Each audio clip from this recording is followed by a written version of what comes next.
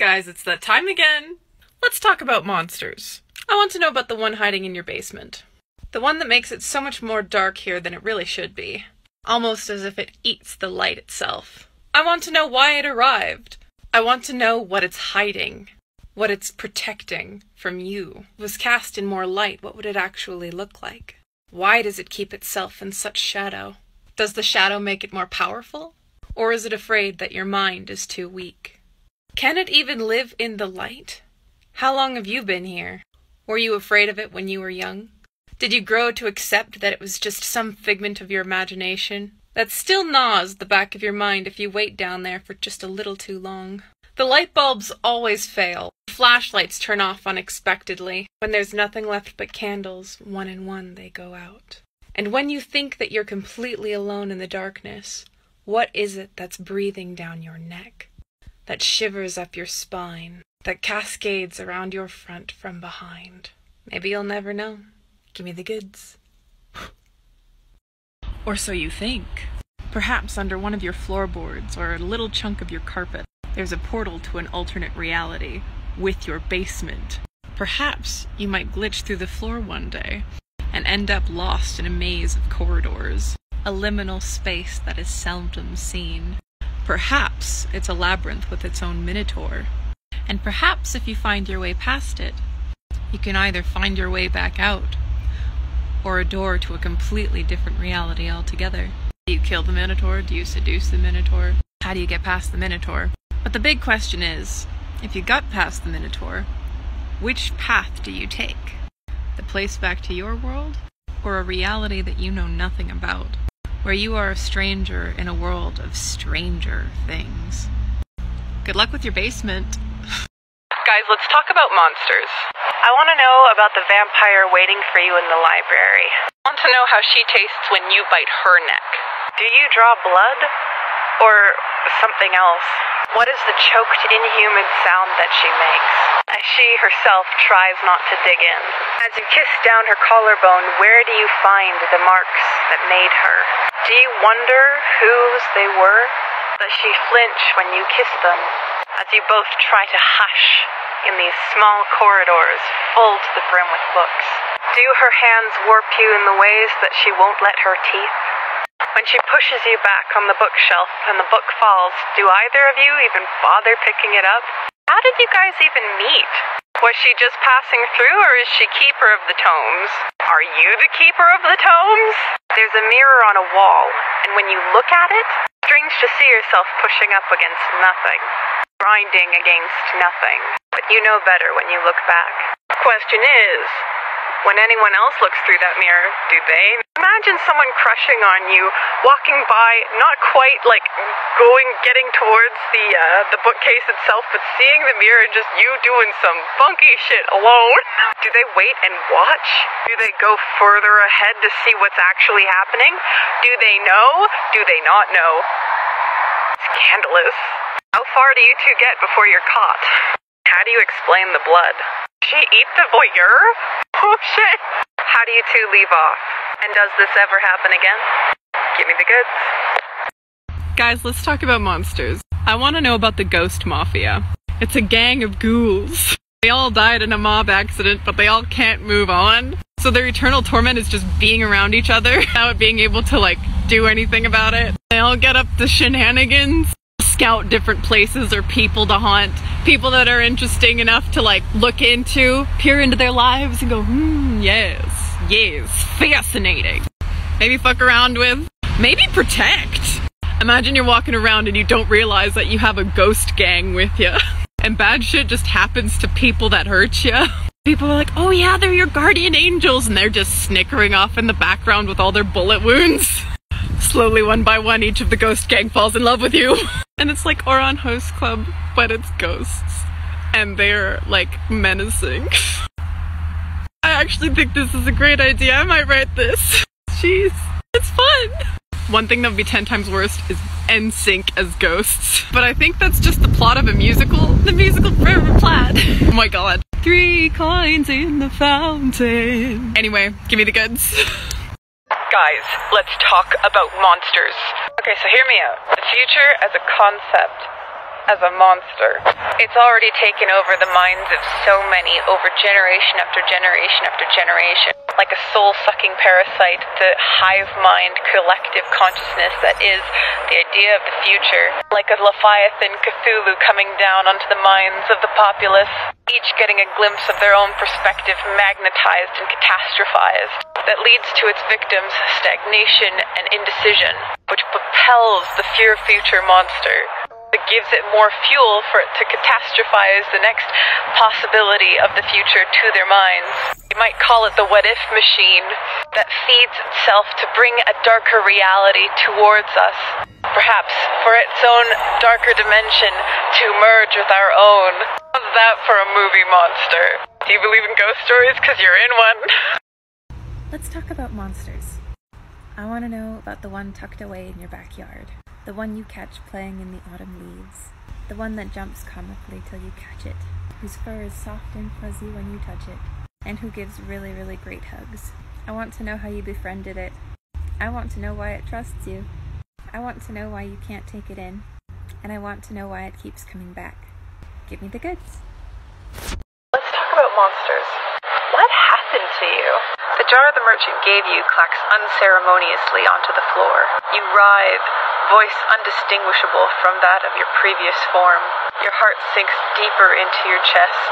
Your eyes bulge. You feel and hear the bones prick in your body as your ear canals change shape. As each blood-curdling scream shows more and more teeth. Large, clawed hands now grasp for anything that it can grip. I'm sure you wonder if this is what dying feels like, but it's so much worse. You really should have read the fine print. When all is said and done, and you look in the mirror, if you're imagining this, what have you become? Let me know. I actually want to know. And as always, I'll see you in the next one. Give me the goods. Guys, let's talk about monsters. You're such a pretty little human. That's probably why they picked you up. I feel like this is a get-in loser you're going shopping scenario, but like alien abduction edition. The alien in question is like a Zaphod Beeblebrox type that just wants to show you the moon and the stars on another galaxy far, far away in like their spaceship that they stole. And you know what? You don't mind. It's not like you've got anything planned on this Saturday night or for the next many weeks or months. You can handle yourself. You can get into a fist fight with an alien that's made out of fists. They're nice enough to stick to oxygen-rich planets for now. And when you really start to miss home, I mean, will you really start to miss home? But if you do, they'll be happy to drop you off to see you next week. Meanwhile, you have both stories and hickeys in places you didn't even know were possible. Give me the goods! Let's talk about monsters. I want to know about the one you took home with you. The one hiding plainly in your closet. How'd you get them by your apartment security? And why did they decide to come with you? Are they hurt and you're trying to mend their wounds? Did you guys just hit it off really well that night? And now they've just decided to become your roommate. What makes them charming enough that you want them to stay? What makes them annoying enough that you want them to leave? Do they have any special habits that go with their beastliness? Like a mermaid that needs the bath all the time. Or a vampire that just keeps bringing people to feed on. Or a cricket beast that just keeps making that sound. At what point do you decide that this is no longer temporary? What are the favorite human things that you show them? And what are the favorite monstrous things that they show you? How do you glimpse into each other's worlds? And how do you stay on or cross each other's lines? Give me the goods. Let's talk about monsters. This scenario lives rent-free in my head, mainly because of my own bone displacement obsession. Imagine that you discover that you can change your face shape by cracking your bones in different places. And you're always trying to get it in the place that it was always supposed to be before. It starts with a broken nose, and as you're popping it back into place, you actually pop it back into a better place than what it was. But then, you start to get obsessed with this, and you don't know which configuration of your bones is the right one anymore. And it doesn't help that now there's also pressure in different parts of your brain from all the bone cracking. And you start doing this with the rest of your body too, until you look nothing like what you were before. And you can never figure out what place everything was supposed to be in the first place. And slowly and surely you become one of those Junji Ito-esque monstrosities. Beautiful at last. Give me the goods. Alright, let's talk about monsters. I want to know about the werewolf and the vampire, who've been colleagues for quite a long time. You don't know that, nor do you know what they are as they enter your restaurant. And immediately notice something that's just a little bit off. Vampire has to be invited in, of course. But beyond that, Also, vampire orders for the two of them. They squabble a little bit about cash because, of course, he's always the one that's putting things down because, of course, he does. He has millions because he's old. So you think, okay, Pasty Sugar Daddy orders so much ribs, enough for like 2, maybe 3 people. Okay, great. They're gonna have a wonderful meal together. But the vampire, pasty ass bitch, doesn't eat a dang thing except for the bone marrow in every rib that the bloody big ass like werewolf is eating, who also ordered it at like super rare, so it's just super bloody. How they did not get outed at this point is beyond anyone's comprehension. Okay, let's talk about monsters. I want to know about the one that left you in a pool of your own blood. Great start. You were walking down the alleyway at just the wrong time. The greater kerfuffle can be heard from outside of a restaurant. Perhaps the restaurant from the one before this. 1, but 2 creatures of the night come out.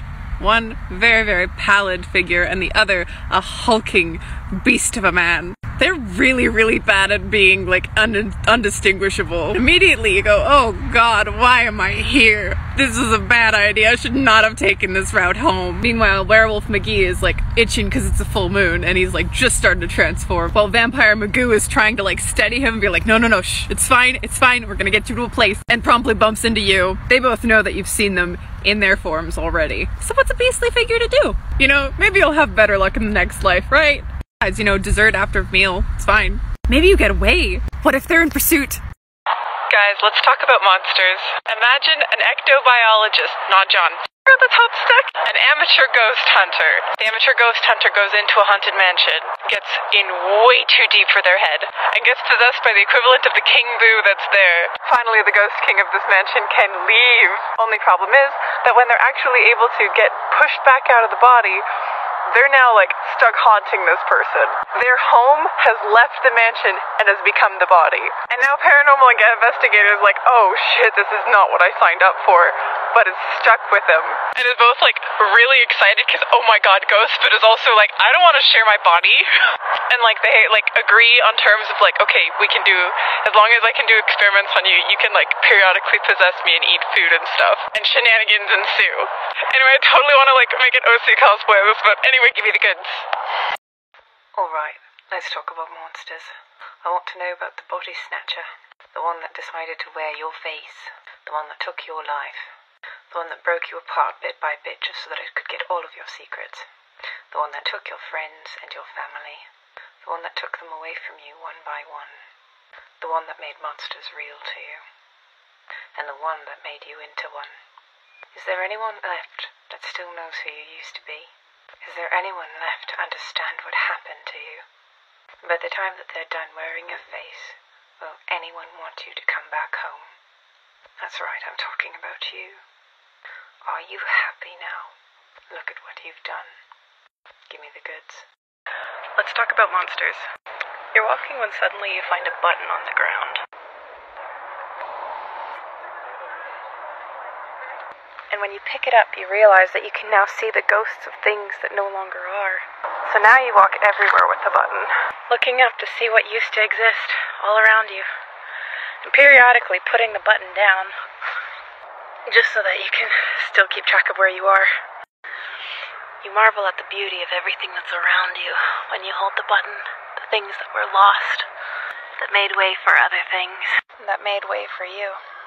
And you start to notice all the things that you've missed over generations and generations, lost now to time and expansion.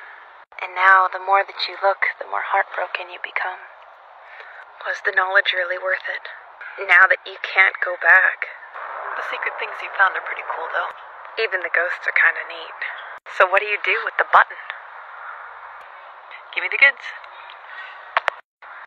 Guys, let's talk about monsters. I want to know about the behemoth that took this out to root. What kind of creature made these marks? Pulled this from its stump with ease. And then another one. Like, look at the way that this thing is marked up, okay? Just look at it. If this were a beast, what kind of claws would it have to have? And the fact that it took the earth with it too. A second bloody stump. Holy shit. And this one too. I got it for mushrooms. Okay, side note, mushroom talk. Can I eat these? Probably not, but look, they're so cute. It was you, wasn't it? It was. Say that the biggest personalities come in the smallest packages. Don't you run away from your crimes. Oh my god, wait, it's coming back. It's out for blood. Oh my god, it's summoning its army. Oh shit. That's right, you run. You run. Fuck, there's like so many of them.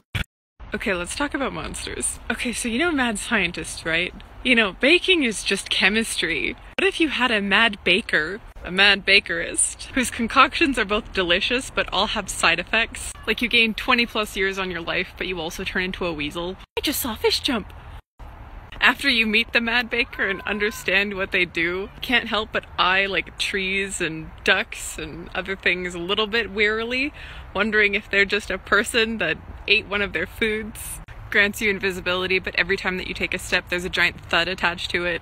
Makes your breath smell like mint chocolate. I'm kind of realizing I just made a fantasy game storekeeper.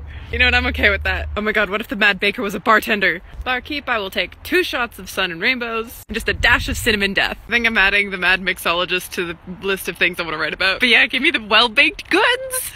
Alright guys, let's talk about monsters.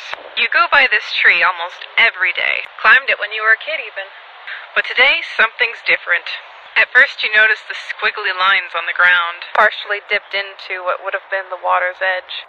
But the closer you go, the weirder it gets. The earth holding your tree has shifted to be on its side, exposing its roots, showing you more of what's underneath. At first you notice the tiny creatures, but then you start to notice it looks like it's been breathing.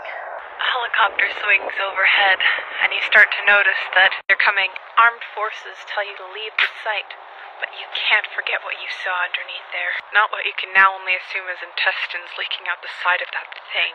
Nor, as you look back to the site, the hand that's reaching out, almost grasping for you. Is it better that you forget? Give me the goods. Guys, let's talk about monsters. I want to know about the one that you keep meeting by the lake.